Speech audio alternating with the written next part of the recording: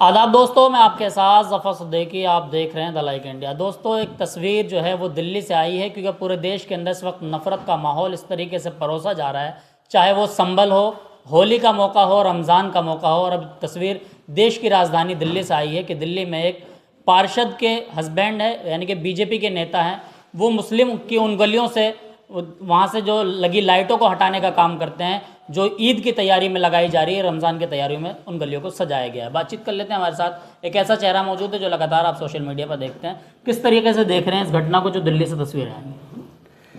दिल्ली की जो तस्वीरें हैं वो दुर्भाग्यपूर्ण हैं, और साथ में ये भी समझने वाली बात है कि पहले जब त्यौहार आते थे तो लोग क्या करते थे, लोगों के यहाँ खुशी होती थी। 1 महीने पहले, 2 महीने पहले त्योहारों की तैयारियां होती थी। लेकिन अब जब से बीजेपी की सरकार आई है, अब त्यौहार खुशी नहीं, टेंशन लाते हैं। त्योहारों के आने के बाद लोगों के दिमाग में टेंशन आती है कि झगड़ा ना हो जाए, विवाद ना हो जाए, ये ना हो जाए, वो ना हो जाए। और आग में घी डालने का काम जो है बीजेपी सरकार के नेता लगातार करते हुए आए हैं। और हर पार्षद को ये लग रहा है कि वो हिंदू मुस्लिम करके देश में विधायक की कुर्सी तक पहुंच जाएगा। और इसकी शुरुआत दिल्ली में बीजेपी के बड़े नेता जो बड़े नेता हो गए, वैसे तो पहले वो छोटे मोटे नेता थे, रवि सिंह नेगी के द्वारा होती है। रवि सिंह नेगी पहले भाई पार्षद थे, उन्होंने हिंदू मुस्लिम किया और लिहाजा जनता ने उन्हें भरपूर प्यार दिया और वो दिल्ली में विधायक बन जाते हैं। अगर रवि सिंह नेगी हार गए होते तो किसी पार्षद की ये हैसियत ना होती कि वो हिंदू मुस्लिम के एजेंडे को चलाता। एक बात बताओ कि उस पार्षद के पति को किसने ये अधिकार दिया कि वो जाके लाइट हटवा दे? क्या वो लॉ एंड ऑर्डर मिनिस्टर है? क्या वो कानून मंत्री है? क्या वो देश में प्रदेश का दिल्ली में जो एमएलए भी नहीं है, उसका हस्बैंड है? क्या वो बिजली विभाग में, जो उसने कहा चोरी से लाइटें जल रही हैं?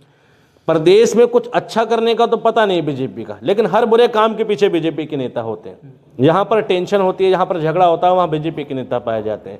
जहाँ पर उन्माद होता है, वहाँ बीजेपी के नेता पाए जाते हैं।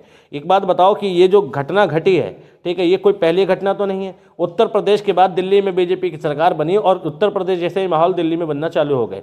ये नेता दिल्ली में एजुकेशन सिस्टम पे कब बात करेंगे? ये नेता दिल्ली के स्वास्थ्य व्यवस्था पे कब बात करेंगे?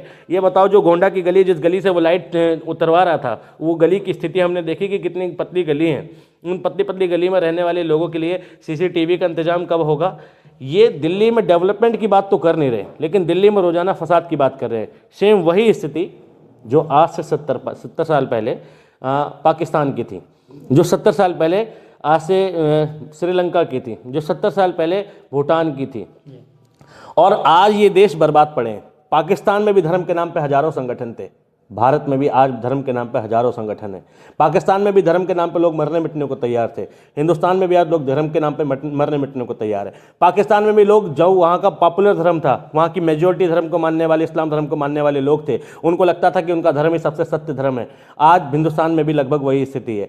वहाँ पर भी लोग अपने धर्म को जस्टिफाई कर रहे थे, यहाँ पर भी लोग अपने धर्म को जस्टिफाई कर रहे हैं। वहाँ पर भी लोग दूसरे धर्म के इमारतों को नुकसान पहुँचा रहे थे। आज ये स्थिति भारत में भी पैदा हो गई है। वहाँ पर भी लोग जो है दूसरे धर्म को बेकार का धर्म मानते हैं और उनके धर्म की धज्जियां उड़ाते हैं, उनका कोई इतिहास मानने को तैयार नहीं। यहाँ पर भी लगभग यही स्थिति है। एक बात बताओ, पाकिस्तान में धर्म को बचाने को लेकर तरह तरह की ऑर्गेनाइजेशन बनी, ठीक है, जो आतंकवादी संगठन में कन्वर्टेड हो गए। आज भारत में भी तरह तरह के संगठन बन चुके हैं और आगे इसी तरीके से चलता रहा तो ये भी भारत के एक आतंकवादी संगठन में तब्दील हो जाएंगे। आज भारत में जितने राज्य बीजेपी शासित राज्य हैं, उन राज्यों में लोगों ने ऑर्डर की चुनौती कौन है? ये संगठन वाले। होली की चुनौती जैसी संभल में थी, भारत के किसी और राज्य में क्यों नहीं हुई? क्योंकि भारत में किसी और राज्य में संगठन इस तरीके से सक्रिय नहीं है। भाई, भारत में जहाँ जहाँ बीजेपी की सरकार है, वहीं वहीं पर ये संगठन सक्रिय होते हैं और बाद में ये सरकार की लॉ एंड ऑर्डर के लिए चुनौती बनते हैं। आज देश जो है दुविधाओं परेशानियों से तो लड़ ही रहा है, साथ में इस देश में मूर्खों से भी लड़ रहा है। तरह तरह के लोग हैं, तरह तरह के संगठन के लोग हैं, तरह तरह के साधु संत हैं जो देश में राजनीतिक बयानबाजियां कर रहे हैं। धर्म लोगों के जीवन से लगभग समाप्त हो चला है और राजनीति धर्म में, ठीक है, समर्पित होती जा रही है। लोग राजनीति को अपना धर्म समझ बैठे हैं। हिंदू धर्म में होली मनाना पवित्र त्यौहार था। आज हिंदू धर्म में होली मनाने के लिए लोगों के पास पैसे नहीं है और जो लोग होली मनाने के नाम पर हुड़दंग कर रहे हैं वो होली नहीं मना रहे। होली के त्यौहार के बाद इतनी तस्वीरें आई हैं पूरे देश से, एक भी तस्वीर ऐसी नहीं थी, एक सेलमपुर की तस्वीर छोड़ दी जाए जहां फूल फेंक कर ठीक है लोगों ने होली मनाई, एक सेलमपुर की तस्वीर छोड़ दी जाए तो पूरे भारत में ऐसी कोई तस्वीर नहीं थी जहां से सही होली मनाने की तस्वीर आई हो। और याद रखिए ये देश कि सेलमपुर मुस्लिम बहुल इलाका है, उसके बावजूद वहाँ के हिंदुओं ने इतना सम्मान दिखाया कि वहाँ पर होली फूल फेंक कर मनाई। और जहाँ जहाँ पर हिंदू बहुसंख्यक हैं ठीक है, और जहाँ जहाँ पर उत्तर प्रदेश की प्रशासन की बात आती है वहाँ पर विवाद हुआ है।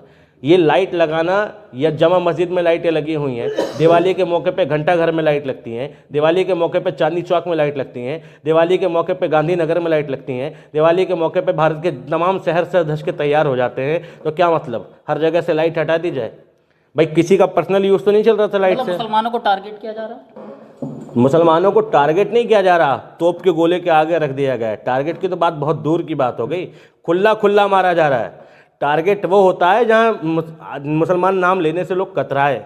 आज तो लोग खुलकर कह रहे हैं, संसद के अंदर खुल के कह रहे हैं ठीक है। संसद के अंदर रमेश भदौड़ी ने क्या कहा, तुम कहोगे टारगेट किया जा रहा है, टारगेट नहीं किया जा रहा, सीधे तौर पर धमकी दी जा रही है। आज बांग्लादेशी बताया जा रहा है, मुसलमानों को रोहिंग्या बताया जा रहा है, मुसलमानों को आतंकवादी बताया जा रहा है, मुसलमान कोई प्रोटेस्ट करते मुसलमानों पर 4 एलिगेशन लगा दिए जा रहे हैं।